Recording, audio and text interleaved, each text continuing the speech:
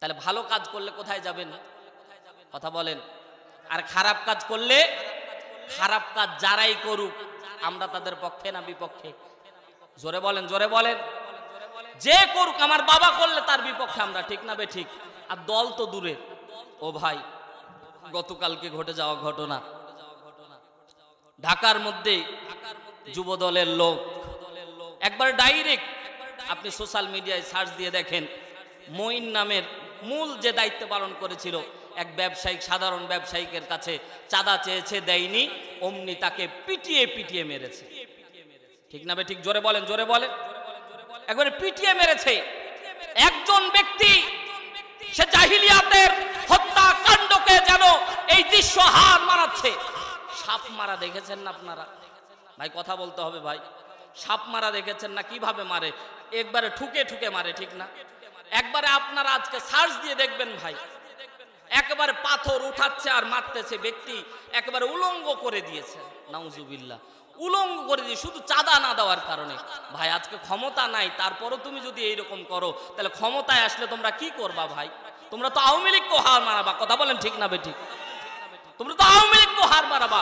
একটা মানুষকে বিবস্ত্র করে তাকে আবার হত্যা করে তার লাশের পাশে এসে আবার নৃত্য করতেছে।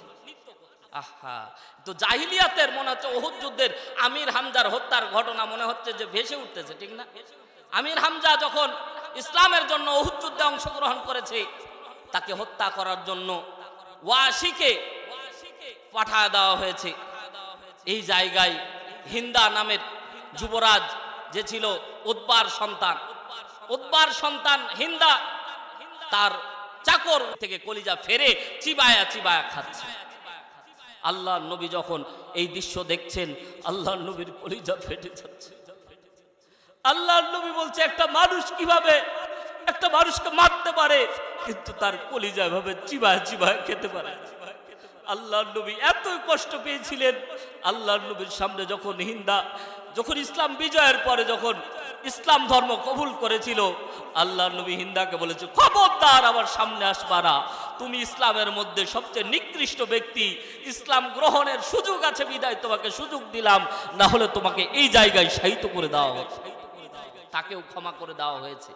সামান্য চাঁদা না দেওয়ার কারণে আজকে তোমরা ক্ষমতায় নাই, তারপরও ব্যক্তিকে এমন ভাবে মারতেছে। ভাই এই দৃশ্য দেখার পরে আমি নিজেও অবাক লেগে গেছে যে মানুষ আছে কোন, মানুষের তো মানবিক একটা দৃষ্টিকোণ থাকার দরকার, ঠিক না? পাথর নিচ্ছে, এইভাবে মারতেছে, কুপিয়ে কুপিয়ে মারতেছে, পাথর নিচ্ছে, কুপিয়ে কুপিয়ে মারছে। এই যে দৃশ্য দেখেন আপনারা, একটা মানুষ কিভাবে মারতে পারে? একটা মানুষ কিভাবে মারতে পারে বলেন তো? পাথর নিচ্ছে, সে ছটফট করতেছে, আর্তনাদ করতেছে, তার আশেপাশে আর কেউ আসতেছে না।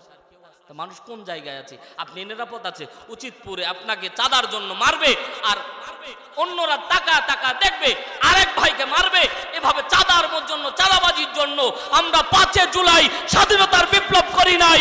এ বাংলার জমিনে যারাই এই বাংলার জমিনে নৃশংসভাবে হত্যা করবে, প্রকাশ্য তাদের বিচার করতেই হবে, করতেই হবে, করতেই হবে। কথা জোরে বলেন ঠিক কি না?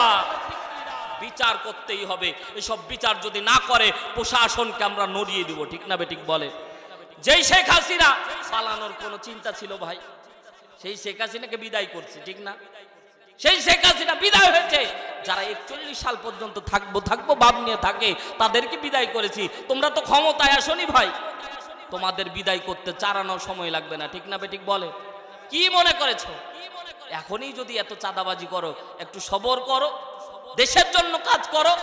ওই খালি এক শহীদ জিয়া যেই নীতির উপরে ছিল, সেই নীতির উপরে সে জনগণের জন্য নিবেদিত প্রাণ ছিল। কথা বলেন ঠিক কি না? কিন্তু আজকে যারা আছে সব চোর বাটপার। কথা বলেন না কেন? এখন বর্তমান যারা আছে সব চোর বাটপার।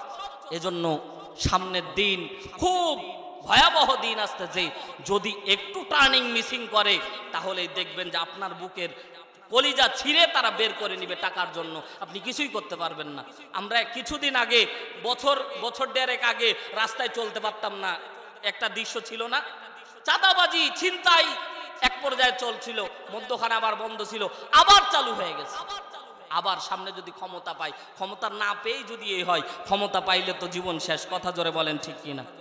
সম্মানিত ভাইয়ের আমার, বলতেছিলাম যে যেই দোষ করুক আমরা কারো আমরা দোষ যারাই করবে আমরা তাদেরই বিপক্ষে, কথা জোরে বলেন ঠিক কিনা? আমরা পক্ষে থাকবো ন্যায়ের, আমরা পক্ষে থাকবো ন্যায়ের, সেই যেই ন্যায়ের প্রতীক নিয়ে আসবে আমরা তার পক্ষে থাকবো, কথা জোরে বলেন ঠিক কিনা? কোরআনের পক্ষে থাকবো, ইসলামের পক্ষে থাকবো। যদি জীবন চলে যায় শাহাদাতি মৃত্যু হবে, ঠিক না বে ঠিক বলে? তাহলে আগামীর দিন কোরআনের দিন, আগামীর বিজয় কোরআনের বিজয়। এজন্য আমাদের যা করার দরকার তাই করতে হবে, কথা জোরে বলেন ঠিক কিনা? এতে করে সামনের ক্ষমতায় যাকে নিয়ে আসবেন হিসাব নিকাশ করে নিয়ে আসতে হবে। কারণ এবারের যেই সামনের যে ব্যালট যে যুদ্ধ হবে এটা হচ্ছে চূড়ান্ত। আপনি কেমনে চলবেন এটাই আপনার নীতি নির্ধারণ করে দিবে। আপনার বুকের ছাতি থাকবে না, আপনার বুকের ছাতি রাস্তার মধ্যে, আপনার চোখের সামনে, আপনার সন্তানের সামনে আপনাকে কুপিয়ে মারবে, কেউ টু শব্দ পর্যন্ত করবে না, কথা জোরে বলেন ঠিক কিনা? সম্মানিত ভাইয়ের আমার, এজন্য দুঃখ আর পরিতাপের বিষয় যে আমাদের সমাজটা এখন দুর্নীতি দিয়ে, আমাদের সমাজটা এখন অন্যায় দিয়ে পুরো ভরে গেছে। ভালো কথা বলার লোকের যেন অভাব পড়ে গেছে, কথা জোরে বলেন ঠিক কিনা?